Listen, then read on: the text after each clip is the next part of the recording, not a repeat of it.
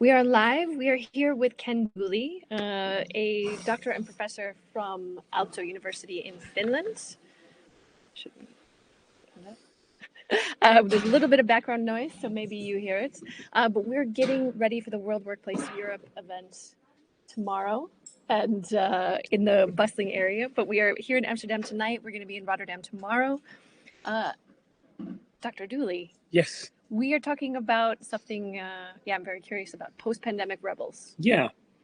So we've been hearing from a lot of our customers in Empathic Building about some of the kind of solutions around enabling kind of workplaces during the pandemic. And especially some financial institutions or people that have kind of put in smart workplace technology as a bit of a panic during the pandemic, such as desk booking solutions where companies said, hey, half of the desks have been removed from the office. So every second desk you can sit at, but if you're going to come to the office, you have to book a desk in advance. That these kind of solutions are still there. And now people are saying, hey, they're overly simple. They don't kind of meet my diverse needs or meet the diverse needs of our department. We want something else. So kind of basic solutions put in to bridge the problem a year ago, 2 years ago, but now people are saying they're kind of not fit for purpose anymore. So that's what's really interesting. And what should we do then? Yeah, so we really enjoyed in Haltian, and maybe you can post this later on. There was a really good Washington Post article from December last year, and we've been using some of their words, kind of that we really consider people have diverse needs, and they've talked about there's no one size fits all solution for workplace, but also talking about experimentation.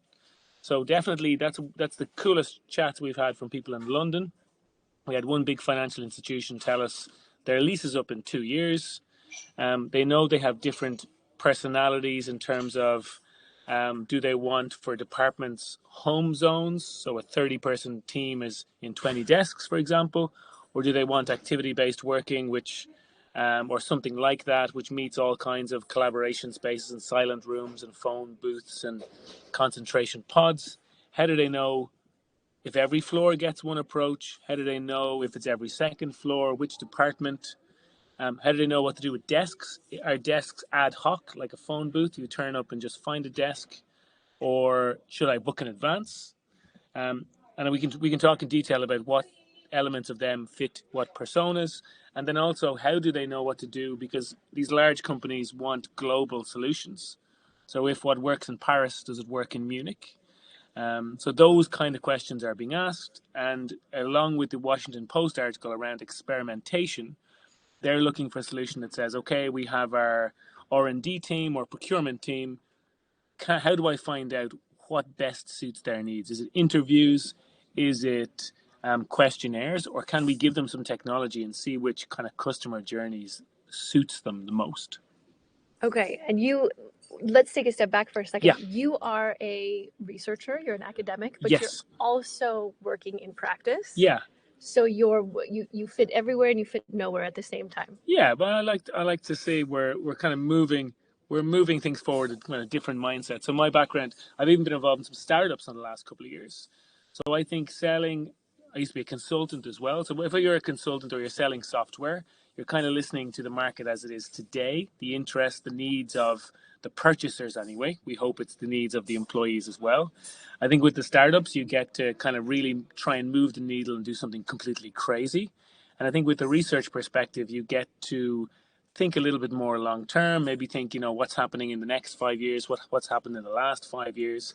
You get to kind of think about that big picture, that kind of wider ecosystem change, and you have to bring in sustainability and health and well-being and all these things you do as well. So I think I like to say we're probing or poking the same problem with different lenses. So, and I think there's a lot of overlap, and I think the whole picture benefits from my whole picture anyway. All those elements benefit from being from me looking at them in different ways.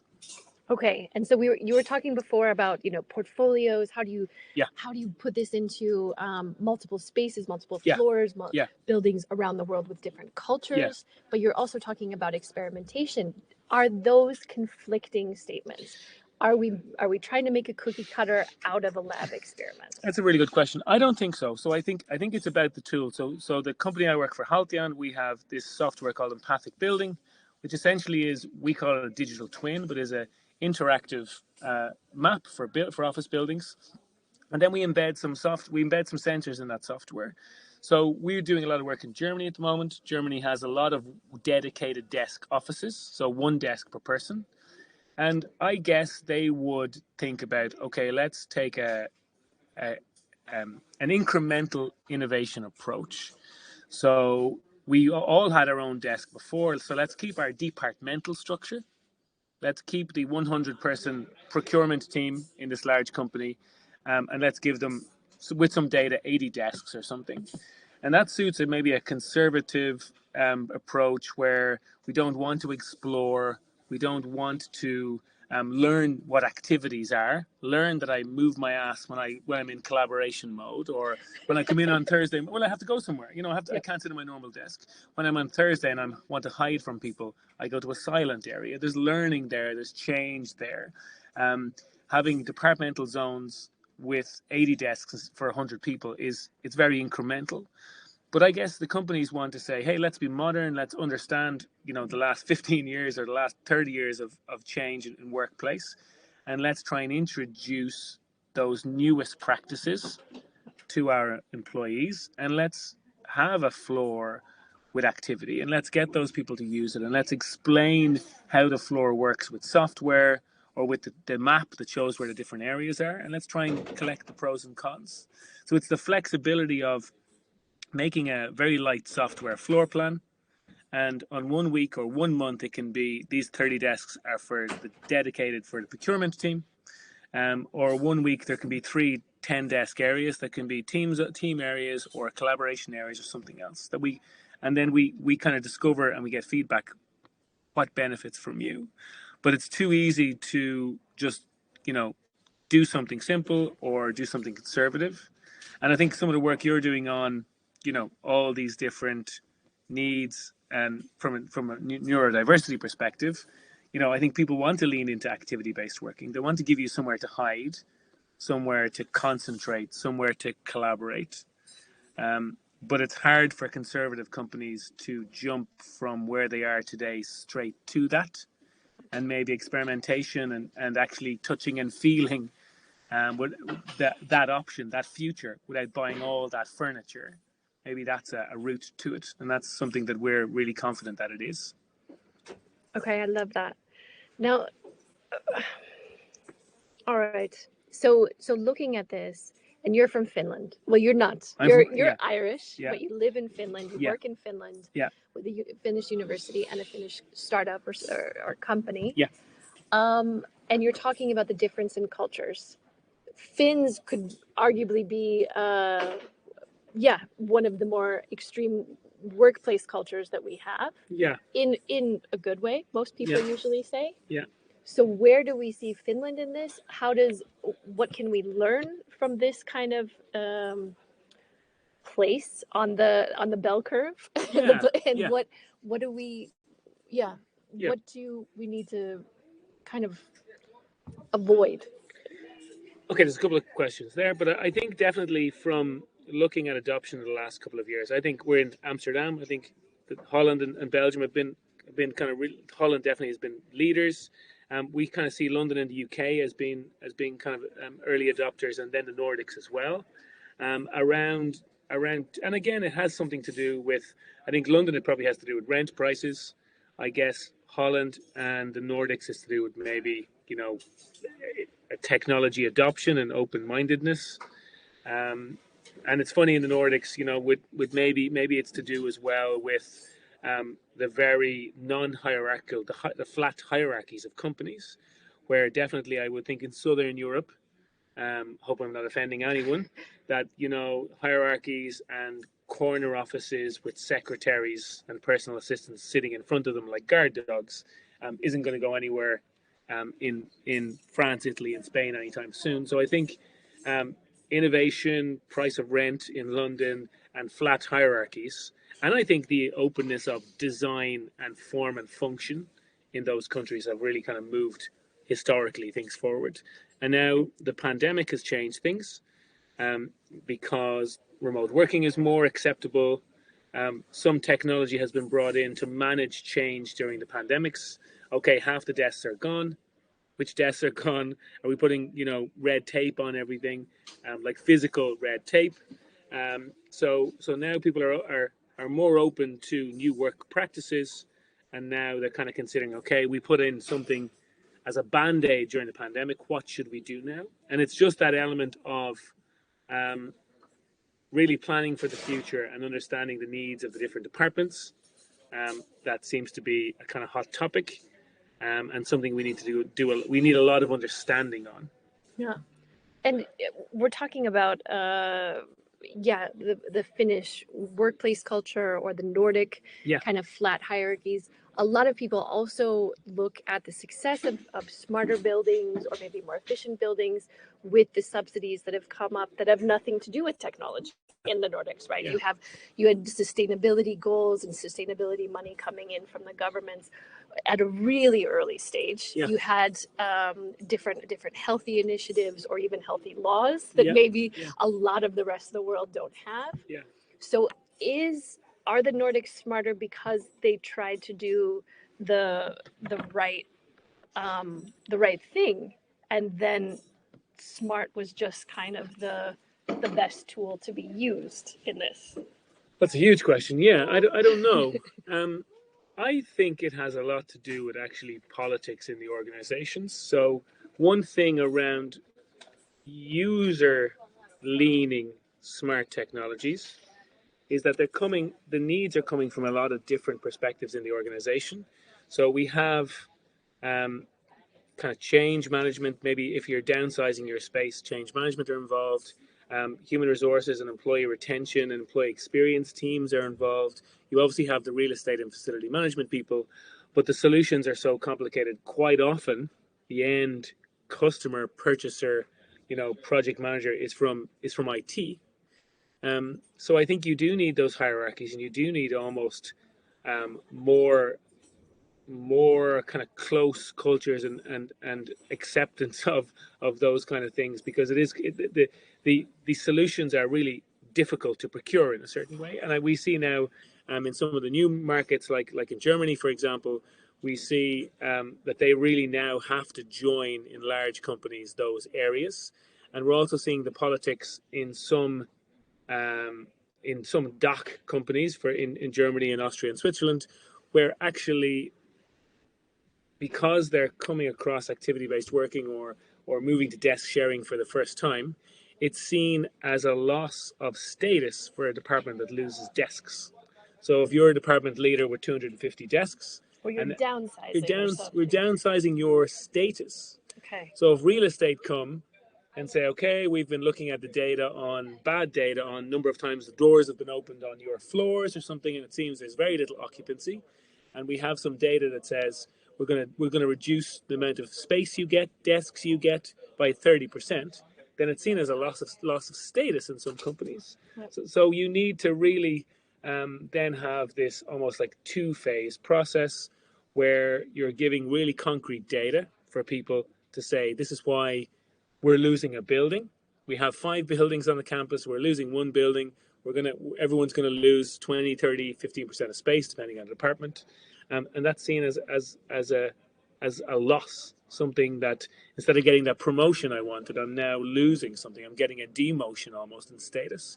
So there's lots of politics around. But that's also how they're putting it forward, right? That's exactly how it's being communicated. And I mean, I think the conversation and the and how we're putting this forward is super important. Like, yeah. There was a consultancy company. We're in the Amsterdam Zuid, the south of Amsterdam right now. There's a consultancy company very close to here that many years ago, it was, and it does very well, but it was voted the best rooftop terrace in the south of Amsterdam. Yeah. Which is, it's everything to the Dutch, right? Okay. So someplace nice to go. There's not a lot of great rooftop terraces. Okay. And what happened was they grew out of that building. Yeah. And what they did is they said, do we want to move? And the vast majority of people said, hell no. They said, okay, can we come up with creative solutions yes. in order to deal with this? And yeah, I don't even know how many years ago this was. I think it was probably 10 at least. But they said we're going to assign days for everybody to come into the office. Yeah, yeah. And literally, like, their key card wouldn't work. Yeah. On certain days. Is this more about communication than about status in some ways? I think it's more about the starting point. So they loved their building and they didn't want to move. And then there was a really practical example where they'd run out of space. Yeah. It wasn't like they were in a skyscraper with 10 floors and they had 5 floors, but they said, you know what, we don't want to rent the 6th floor. It's going to cost us too much money. Yeah. Therefore, you're going to lose your desk. You're going to share now. So there was no other option. It's the same I've seen in Finland in a really large campus of 3,000 employees, where actually there was a feeling that there wasn't enough meeting rooms. There was a feeling there wasn't enough phone booths. There was a feeling there wasn't enough desks. And they were really the kind of, I don't know if it's the organizational setting or the organizational kind of psychological setting, was one of poverty. Yeah. We don't have enough. So any tools that came in to help them understand what spaces were free, what spaces weren't free, tools to share desks, was kind of really accepted because their setting was one of need. Yeah. So if you do then come into a large company where all of a sudden everyone is really comfortable and everyone has their own desk, and now just purely from a cost-cutting practicality perspective, hey guys, we're all working from home now. Hey, we have this big campus. It doesn't make sense. We could sell it from an energy point of view of heating and ventilating and lighting all these empty buildings, and talk about carbon. But essentially, the setting there is, I'm comfortable. You're taking something away from me. There's no need except costs. So that's a very different starting point in the conversation.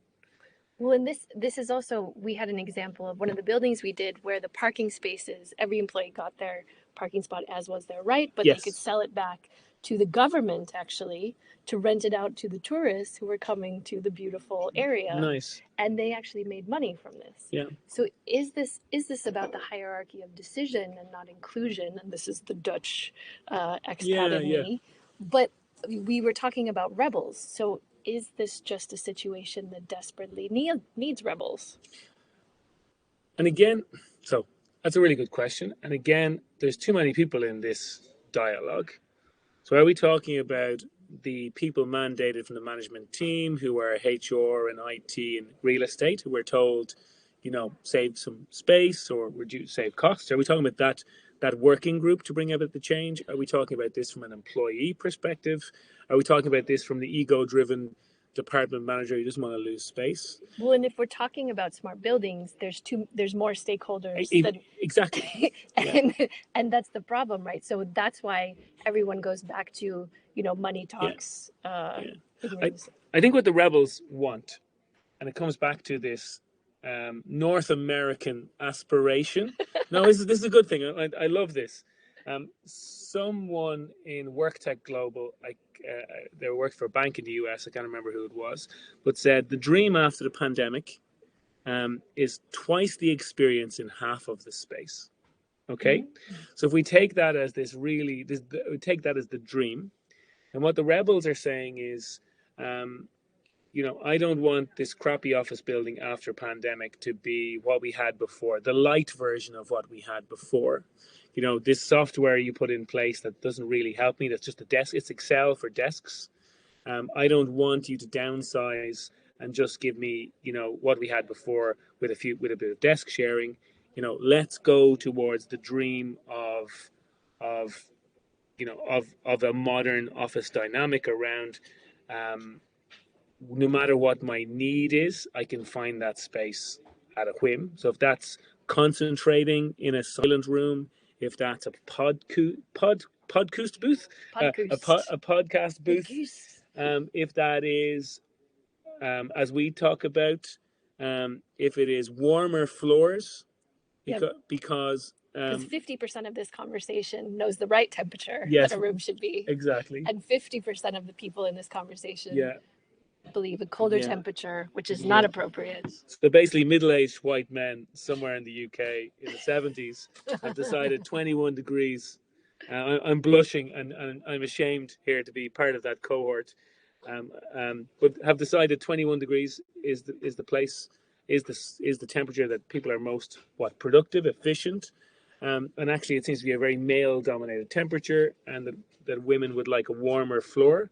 So all that variance around quiet zones, collaboration zones, warmer zones, zones with soundscaping, so there's less noise variation for people who get disrupted in open office areas. That is what, and then you come back to just different choice. Maybe then it's about services around the building. Some people are bringing in, I don't know, smoothies on a Friday morning to get people to come to the office. So all those elements of experience, of different services, of different spaces and vibes to meet my needs. If we're really space efficient and we're pooling our money to save a little bit of money, but also to make the office twice as good as it was before, and we pay for that with the space saving, then that's the compromise between all of these needs. The ego-driven department guy, he doesn't get it. He's okay. He's not happy. Sorry, it's okay that he's not happy, in my opinion. But hopefully, the management team and those department heads around HR, real estate, IT, they get their cost savings. Yeah. But we need to try a little bit harder than what we have today, the light version of what we have today. So that's the perspective that I think we're trying to reach. But every organization has its own diverse set of needs. So there's an experimentation approach to understand, do we need a room with 6 quiet desks in a quiet room per floor?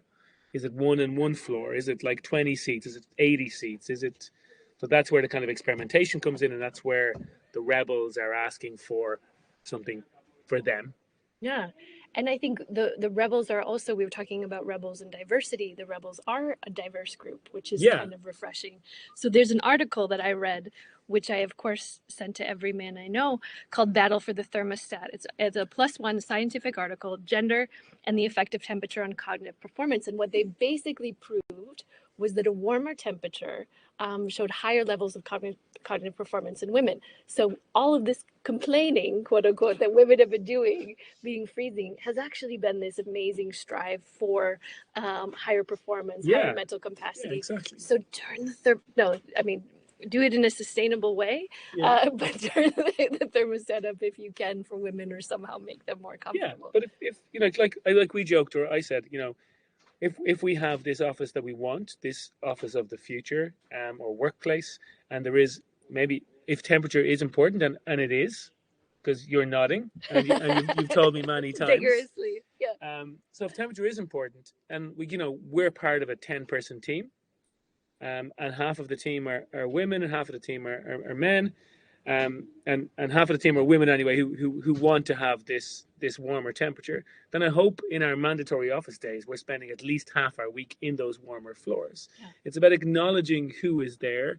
It's about acknowledging what their needs are and trying to provide them, and not just, I think we invented the phrase, or I came up with the phrase furniture-based working today, which is just solving all our problems with furniture. And if it can't be solved with furniture, like reducing noise variance for ADHD and for disruption in open office spaces, then it's not being done, because the agenda is kind of coming from maybe I'm going to upset the interior architects out there, but the drivers of change and the design are coming from maybe interior architects and furniture manufacturers. So, well, and this gives me an idea. So you were talking about different temperatures of the day. Is there something to this idea of climates within the office, or different zones, and seeing what wins? So could you actually make your workplace very diverse and just see what wins? What we're seeing with occupancy technology right now is seeing the duds. We know, and we have proven over and over and over again, that the large conference rooms are a bust and a waste of space, hugely, right? Yeah. We've seen certain corners or certain areas that just aren't utilized, and we're not utilizing all of our space at all. Yeah. So is there something to letting women who are introverts, who develop a space, and seeing, one of the things I always love building a living lab is that everybody starts to try to come into my experiment, because it's one of the nicer parts of the building. Nice. I think it's a simpler approach. I think our perspective, and I think this is really repeatable, is that we create different kinds of spaces. So that is, half a floor with a warmer temperature, and obviously it needs some doors in between it or something to have that like aerodynamic separate space. Yeah. So we have half a floor with a warmer temperature, or we have silent rooms on different floors. And part of the experimentation and data collection journey is that you build them, you create them physically to happen. You then, through a tool like something like ours, you explain where they are and explain that they exist. And it's easy to find a open office area with white noise. It's easy to find the silent space. And then because the buildings have a lot of sensors that are anonymous passive infrared sensors just detecting occupancy, is someone sitting at that desk or not, we can then determine over time, okay, look, the 23 degrees open office space is actually popular. Maybe we need more of them. Yeah. So instead of having, consensus, I think we can offer a palette of different areas that meet people's needs. I'm not saying rooms, because rooms brings us back to furniture, Yeah. right? Areas that meet needs. It might be about silence. It might be about ADHD, people having lack of noise variation. It might be having rooms where you can hide, maybe for introverts, with curtains, so you can't see someone's in there. It just says it's occupied. Having these different kinds of spaces, and then measuring with really simple data what works and what doesn't work. And then you're evolving over time to the split, to the proportions of the different things. So if you have, every floor gets a 10-person silent room and it's not that popular, then it becomes every second floor. And over time you can measure, and we really think, you build it, you communicate that it exists, you measure how popular it is, and then you evolve that over time. And I think that's part of the experimentation. And I think the kind of solution that is little bits of IoT and a kind of a software map of the floor, we think is light enough that we're deploying it and it can become that sandbox, that experimentation tool, rather than something much heavier that costs a lot of money to create in the first place. So the lightness of the software kind of becomes an important element in helping us get to that, let's call it, I think that's a good phrase, proportion of space allocation, a palette of options in that particular company. Yeah. No, absolutely. Absolutely. I love this idea. And I love maybe, and this might be just what was coming up in my own head, this idea of diverse spaces is almost like a competition for the greatest, because we've talked many times about like kind of breaking this cookie cutter, right? Yes. And saying there isn't a right way to do this, but there might be what you said, like a right starting point for experimentation and data collection and repetition and evolution. Because what we're seeing is the potential is there. The technology certainly can measure what we need it to. Yeah. And it's just about where do we want to apply this? Yeah. And let's think about different discrete things meeting people's needs. So the fear is that we somehow find out how important 24 degrees is, how important 23 degrees is, and the answer is that things should be 22.1 degrees, and then it's just consensus and it's just average. Yeah. We're moving away from that consensus, the gray of consensus, the lack of variance of consensus. Yeah. Let's have lots of different spaces. It's expensive to offer lots of different spaces. It's space consuming to offer lots of different spaces. So there's an art form in offering, in telling people they exist in the first place. Otherwise, everyone just goes to the rooms around the stair core, and then in actually optimizing how much of that of your floor plate. How much should be this? How much should be 22? How much should be 21? How much should be phone booths? That's where the kind of real value, and that's where the real kind of expertise and data is going to really inform. And then that's, what's the phrase? Workplace is a journey, not a destination. Then when you get your first version, and then 6 months later you optimize it down, you continue doing that as time goes on. Yeah. So not reinventing the wheel each time, but optimizing for that next 10%. Yeah, I think we've been saying that companies are first reducing and then rearranging. Philip Ross from WorkTech calls it perpetual beta testing forever. So all the time improving. All right.